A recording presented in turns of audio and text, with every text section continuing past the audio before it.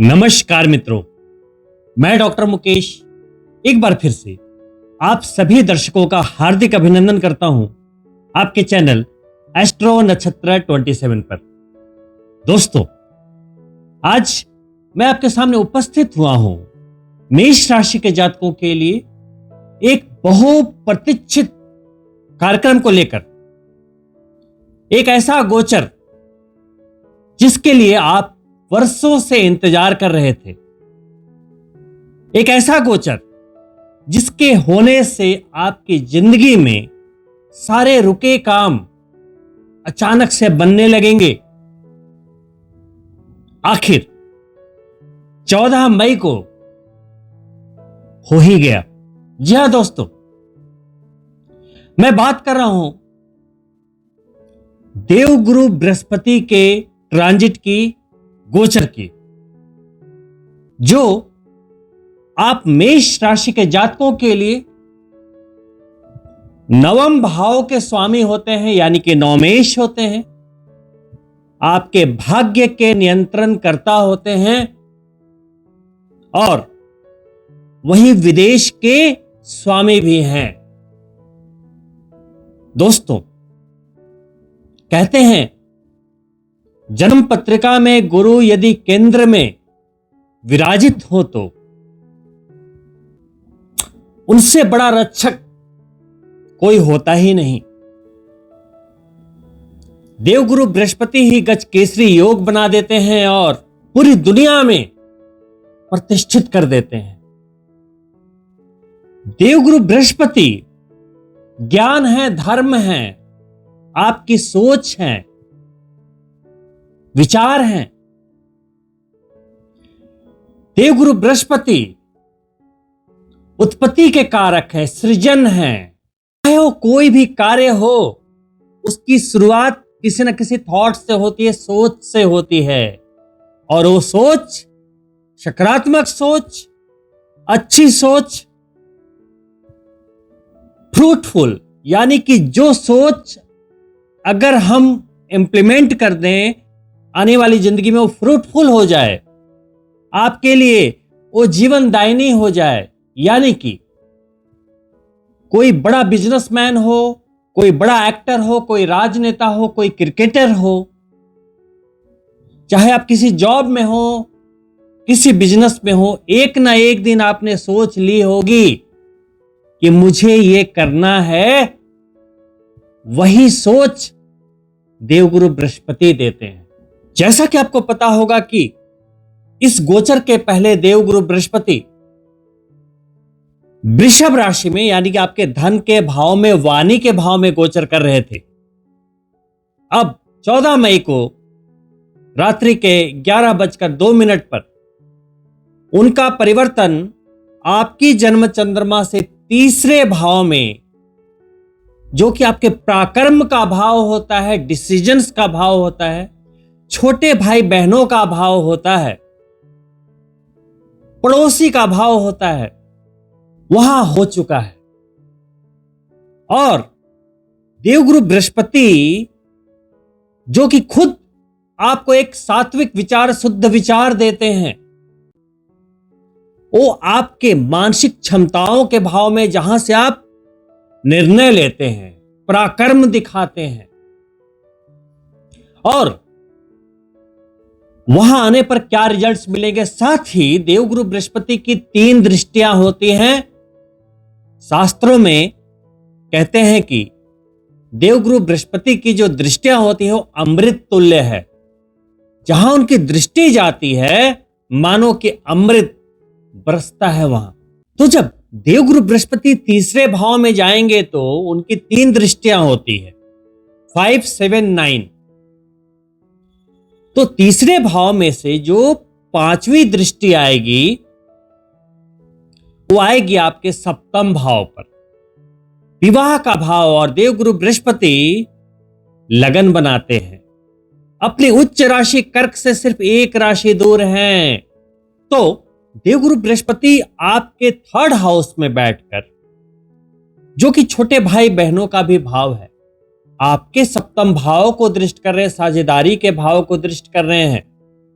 तो यहां दो तरीके के प्रेडिक्शन निकल कर आते हैं। एक तो देवगुरु बृहस्पति जब छोटे भाई बहन के भाव में आए हैं और आप उनकी शादी एस्पेक्ट कर रहे थे या उनकी शादी के लिए आप प्रयास कर रहे थे तो उनके लगन बन जाएंगे। वहीं यदि आप अपनी शादी के लिए काफी समय से प्रतीक्षा में थे तो आपका भी लगन देवगुरु बृहस्पति बनाने के लिए अपनी अमृत तुल्य पांचवी दृष्टि विवाह के भाव पर दे रहे हैं। वहीं सातवां भाव आपके स्पाउस का भी है, बिजनेस का भी है। तो यदि आप पहले से शादीशुदा हैं तो आपके स्पाउस वाले भाव पर देवगुरु बृहस्पति की दृष्टि जाने के कारण स्पाउस के हेल्थ से जुड़ी परेशानियां कम होंगी, स्पाउस के बिजनेस या जॉब से जुड़ी परेशानियां कम होंगी, वहां वो तरक्की करेंगे। यानी कि हर तरह से आपकी पत्नी या आपके पति के लिए लाभ या आपके पार्टनर के लिए लाभ को दिखाता हुआ देवगुरु बृहस्पति का यह गोचर। वहीं आपके लिए सबसे बड़ी बात जो है वो सातवां भाव जो है वो बिजनेस का भी है, व्यापार का है। और देवगुरु बृहस्पति आपके विदेश के भी स्वामी हैं, भाग्य के भी स्वामी हैं। तो आपके व्यापार में भाग्य का साथ तो मिलेगा ही मिलेगा। यदि आपका व्यापार विदेश से जुड़ा है तो दिन दुनी रात चौगनी तरक्की होगी। वहीं उनकी सीधी सातवीं दृष्टि अपनी ही राशि पर जा रही है, 9 नंबर यानी धनु राशि पर जा रही है।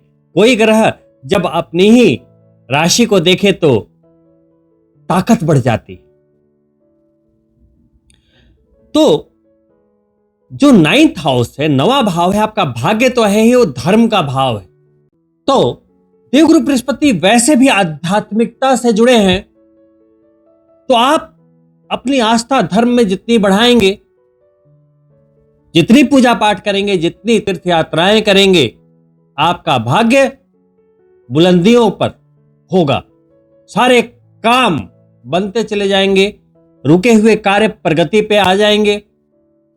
हर कुछ जो रुक रुक कर हो रहा था, क्योंकि अभी आपकी 7.5 भी चालू है, तो इस 7.5 के दौरान देवगुरु बृहस्पति का यह गोचर आपके लिए किसी वरदान से कम नहीं। 7.5 के दौर में देवगुरु बृहस्पति आपके कार्य को शनिदेव की वक्र दृष्टि से बचते बचाते आपके लिए बनाते जाएंगे। तो धर्म से जुड़े, आस्था से जुड़े, यदि आपके 9वें भाव को एक्टिवेट करना है, जिस भी गोचर का लाभ लेना होता है, संबंधित भाव और जहां दृष्टियां जा रही हो उसको ग्रह तो सक्रिय कर रहा है, आप उसे एक्टिवेट करें। धर्म का भाव है तो धर्म से जुड़े, भाग्य का भाव है तो भाग्य से रिलेटेड कुछ कार्य करें। ऐसा कार्य जो भाग्य आपका वहां साथ दे जाए, जैसे शेयर मार्केट, और भी बहुत सारे ऐसे कार्य हैं जहां आपके भाग्य की बहुत बड़ी आवश्यकता होती है। मैं तो यह मानता हूं कि कर्म तो हर कोई करता है, लेकिन भाग्य की आवश्यकता हर जगह पे होती है। कभी कभी आपने देखा होगा कि कोई कम मेहनत में भी आगे निकल जाता है और कोई दिन रात मेहनत कर रहा है फिर भी वो आगे नहीं निकल पा रहा है। ये सब हमारे भाग्य का ही तो खेल है। वहीं देवगुरु बृहस्पति की 9वीं दृष्टि आप मेष राशि के जातकों के लिए सबसे ज्यादा शानदार है। क्यों? क्योंकि वो विचारों के भाव में बैठे, विचारों से लाभ देंगे और लाभ को दृष्ट कर रहे हैं। आपके लाभ के भाव को, एकादश भाव को, 11वें भाव को 9वीं दृष्टि दे रहे हैं। 18 मई को वहां राहु भी आ जाएंगे शनिदेव की राशि में, कुंभ राशि में, जहां देवगुरु बृहस्पति की 9वीं दृष्टि जा रही है। राहु एकादश में तो जबरदस्त लाभ देते हैं।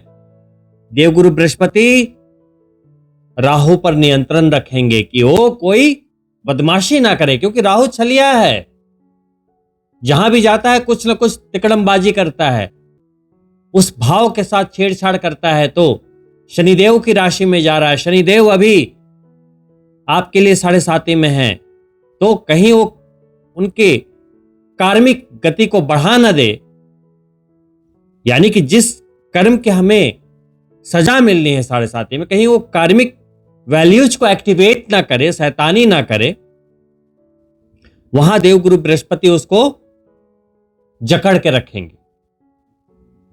नहीं समझे? 7.5 में हमारे कर्मों की सजा मिलती है, और कर्मों के लिए हमें प्रवोक कौन करता है? अच्छे और बुरे कर्मों के लिए प्रवोक कौन करता है? राहु हमारे अंदर एक्साइटमेंट लाता है और हमें कुछ ऐसे डिसीजंस लेने पे मजबूर कर देता है जो हमें लेने नहीं चाहिए थे। तो देवगुरु बृहस्पति वहां पे नजर रखेंगे कि आपसे कोई गलती ना हो, आपका कोई नुकसान ना हो, क्योंकि लाभ पर दृष्टि है। तो देवगुरु बृहस्पति लाभ आपको हो ऐसा सुनिश्चित करेंगे, और राहु वहां पे कुछ बदमाशी ना करे और वो भी आपके लिए लाभदायक बना रहे, ये भी वो सुनिश्चित करेंगे। तो ये तो बात हो गई देवगुरु बृहस्पति की, और उनको ग्रह अपनी गति से तेज गति में चलता है तो उसके प्रभाव में वृद्धि हो जाती है। तो देवगुरु बृहस्पति के प्रभाव में जब वृद्धि होगी तो आपको रिजल्ट्स भी शानदार मिलेंगे, जल्दी जल्दी मिलेंगे। वहीं एक बात और गौर करने की है, देवगुरु बृहस्पति नंबर 3 यानी कि मिथुन राशि में गए हैं, वो बुध देव की राशि है। और अगर देवगुरु बृहस्पति और बुध देव का बैकग्राउंड अगर आपको पता हो तो अच्छी बात है, नहीं पता तो मैं आपको बहुत ही संक्षिप्त जानकारी दे देता हूं ताकि आप उसके अनुसार ही चीजों को समझें। देवगुरु बृहस्पति की पत्नी थी तारा। तारा चंद्रदेव पर मुग्ध हो गई और उनके साथ चली गई। उनके मिलन से जो संतान का जन्म हुआ वह है बुध। बाद में चंद्रदेव को ग्लानि हुई, तारा को उन्होंने वापस भेजा, लेकिन देवगुरु बृहस्पति ने बुध को एक्सेप्ट नहीं किया। तो बुध जो है जिनकी राशि में वो गए हैं वो चंद्रदेव के पुत्र माने जाते हैं, लेकिन वो देवगुरु बृहस्पति की पत्नी तारा के भी पुत्र हैं। तो बुध जो हैं बृहस्पति से समता का भाव रखते हैं। बहुत इंपॉर्टेंट है, समझिएगा। बुध जो है देवगुरु बृहस्पति को शम मानते हैं, शत्रु नहीं मानते हैं। उनके लिए ना तो उनके मन में कोई शत्रुता है ना तो मित्रता है, एक सॉफ्ट कॉर्नर है। तो यहां जब उनकी राशि में गोचर करेंगे तो बुध तो उन्हें प्रॉब्लम नहीं देंगे, लेकिन देवगुरु बृहस्पति बुध को अपना शत्रु मानते हैं, क्योंकि वो चंद्रदेव की संतान है और उनकी पत्नी के द्वारा उनका जन्म हुआ गलत तरीके से, मतलब वो उनके साथ चली गई, गलत किया उन्होंने, तो वो उसे एक्सेप्ट नहीं कर पाए, तो बुध को शत्रु मानते हैं। तो जब वो बुध की राशि में जाएंगे तो थोड़े से अनकंफर्टेबल रहेंगे, समझिएगा बात को। तो वहां से बहुत ही स्पीडली वहां निकल जाना, अतिचारी होके, तो रिजल्ट्स तो आपको मिलेंगे, लेकिन यहां पर आपको यह भी समझना होगा कि जो बुध है, मरकरी है, वो देवगुरु बृहस्पति का डिस्पोजिटर है। यहां पे जो ग्रह जिस राशि में विराजमान होते हैं वो उनका डिस्पोजिटर होता है, और बुध भी जहां जहां जिस भाव में गोचर करेंगे उसे कनेक्ट करते चले जाएंगे, आपको वैसे ही रिजल्ट मिलेंगे। हर महीने अपनी राशि बदलते हैं, कभी कभी एक महीने में ही आप देखेंगे कि 2 भाव बदल लिए उन्होंने, तो बहुत गति उनकी है तेज। जून में ही बुध देव के 2 परिवर्तन होने हैं, 2 राशियां वो बदलेंगे। तो जिन जिन भाव में जाएंगे उनसे भी बृहस्पति देव का कनेक्शन होता चला जाएगा, आपको रिजल्ट्स मिलते जाएंगे। तो आपको मंथली एनालिसिस कार्यक्रम को भी देखते रहना पड़ेगा, और देवगुरु बृहस्पति के रिजल्ट जानने हैं तो आपको अभी बुध देव के गोचर पर भी निगाह रखनी पड़ेगी। 18 अक्टूबर से 5 दिसंबर तक देवगुरु बृहस्पति आपके चतुर्थ भाव में रहेंगे। भूमि, वाहन, घर खरीदना, प्रॉपर्टी खरीदना, करियर में तेजी, इन चीजों को करते कराते पुनः वह वक्री होते हुए मिथुन राशि में आ जाएंगे और अगले 2026 के जून तक वहीं रहेंगे। देवगुरु बृहस्पति का यह परिवर्तन आपके लिए हर तरह से सफलताओं को देने वाला है। सबसे बड़ी बात यह है कि आपके एकादश भाव को, प्रतिष्ठा, यश के भाव को, लाभ के भाव को देख रहे हैं तो रुकी हुई पदोन्नति या कुछ अवेटेड आपके लिए ग्रोथ को देंगे। हो सकता है आपके लिए स्थान परिवर्तन का भी योग बने। देवगुरु बृहस्पति का गोचर आप सभी मेष राशि के जातकों के लिए बहुत ही लाभकारी है। अगर आप नौकरी पेशा है तो प्रमोशन 100% होना चाहिए। गुरु की अतिचारी गति यही बोलती है आपके लिए। अगर आप अभी तक शादीशुदा नहीं है, शादी के लिए विचार कर रहे थे, मांगलिक जातकों के लिए यदि लगन नहीं बन रहे थे, बार बार रिश्ते टूट जा रहे थे, बात बन नहीं रही थी, तो इससे अच्छा वक्त नहीं मिलेगा, क्योंकि अभी उच्च के होने वाले हैं। और देवगुरु बृहस्पति जब उच्च के होंगे तो आप मेष राशि के जातकों के लिए, चूंकि वो भाग्य के स्वामी हैं, विदेश के स्वामी हैं, तो यदि आप विदेश में कार्य करते हैं, विदेश से जुड़े कार्य करते हैं, कोई भी इंपोर्ट एक्सपोर्ट का काम है, या किसी भी तरीके से आप विदेश से मल्टीनेशनल कंपनी से जुड़े हुए हैं, तो आपके लिए अच्छी पॉसिबिलिटीज है। वही भाग्य तो साथ देगा ही, हर कार्य में साथ देगा। और आपके एकादश भाव को दृष्ट कर रहे हैं तो चाहे आप बिजनेसमैन हैं या नौकरी पेशा है, पदोन्नति होगी। और बिजनेसमैन के लिए खास प्रगति, क्योंकि सप्तम भाव को भी दृष्ट कर रहे हैं 5वीं दृष्टि से। तो कुल मिलाकर देवगुरु बृहस्पति का यह गोचर आप सभी मेष राशि के जातकों के लिए इस 7.5 के दौरान एक बड़े अवसर को लेकर आया है, तो इसे चूकना नहीं है। देवगुरु बृहस्पति सृजन है, उत्पत्ति हैं, आपके विचार हैं। कब पता नहीं क्या विचार आपके माइंड में आ जाए और आप करोड़पति अरबपति बन जाएं, कुछ कह नहीं सकते। दोस्तों, विचार हमारे बीज के समान होते हैं। अगर आपके पास कोई भी बीज है और आप चाहते हैं कि वो फले फूले, तो पहली रिक्वायरमेंट क्या है? जमीन, मिट्टी। और मिट्टी कैसी होनी चाहिए? उपजाऊ। फिर आप पानी देंगे, सींचेंगे, मेहनत करेंगे, तब वो धीरे धीरे धीरे धीरे बड़ी होगी। उसी तरीके से हजारों लाखों विचार हमारे मन मस्तिष्क में प्रतिदिन आते हैं, लेकिन जो आप तय करते हैं अपने कैलिबर से, अपने कार्य से कि नहीं मुझे ये करना है, तो सिर्फ विचार ही, सीड ही काफी नहीं है। फिर आपको पराक्रम दिखाना होता है। तीसरे भाव में देवगुरु बृहस्पति गए तो वहां पे निर्णय लेना होता है, रिस्क लेना होता है, कंफर्ट जोन छोड़ना होता है।